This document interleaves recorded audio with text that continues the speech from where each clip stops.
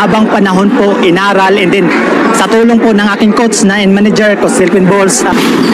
Mga team, kay coach, sa mga sparring partner ko, mga sinasabi na parang impossible dahil sa edad, pero ako parang napaiyak ako kasi sabi niya, ito na yung minimithi mo na laban, tuloy na. Tuloy-tuloy na to, hindi na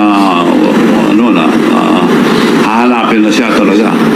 Banggit yung pangalan ni Charlie doon, then sinabi ng WBO doon sa convention na Charlie Suarez, kumpiyansang maiuuwi sa bansa ang WBO title. Walang dapat sayanging sandali si Charlie Suarez sa pagkakataong makaharap si World Boxing Organization Super Featherweight Champion Emmanuel Navarrete ng Mexico sa Pechanga Arena sa San Diego, California sa Mayo 10.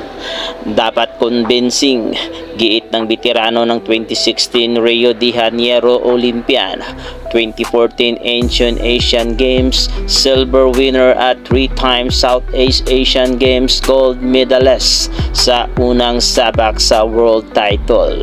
Dumalo si Suarez sa Philippine Sports Writers Associations o PSA forum nitong Martes sa Rizal Memorial Sports Complex Conference Hall, ang kanyang tahanan ng amateur boxer pa siya. Sinamahan ng mag-pro noong 2019 at 36 anyos ng kanyang manager na si dating Ilocos Sur Governor Luis Chavit Singson, trainer Delpin Bujoles at team member Ricardo Navalta. Malaking karangalan para sa ating bansa kung mananalo si Charlie ng world title. Ang hiling ko sa kanya ay manalo kahit anong mangyari. Kailangan niyang manalo sa pamamagitan ng knockout o yung convincing, giit ni Chavit Singson. Binigyan ni Singson si Suarez walang talo sa 18 pro fights ng isang lugar upang manatili sa Tagaytay City habang nagsasanay para sa malaking laban kontra 30 taong gulang na Mexican na may hawak na 39 to win-loss record na may 32 knockouts.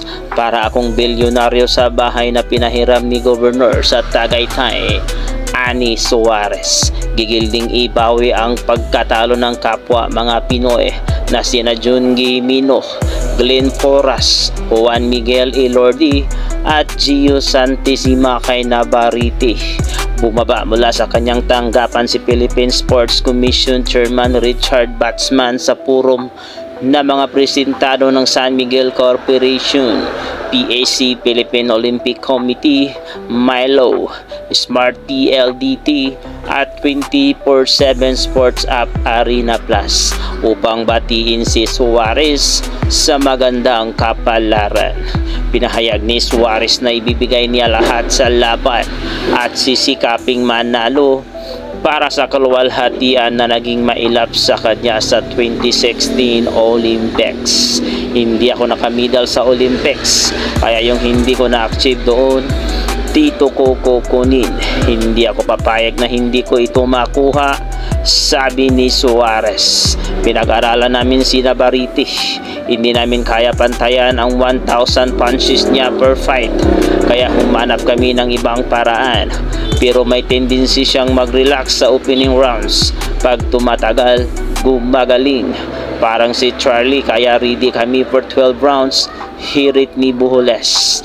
This is it. It's his time. It's going to happen. Charlie will win the world title.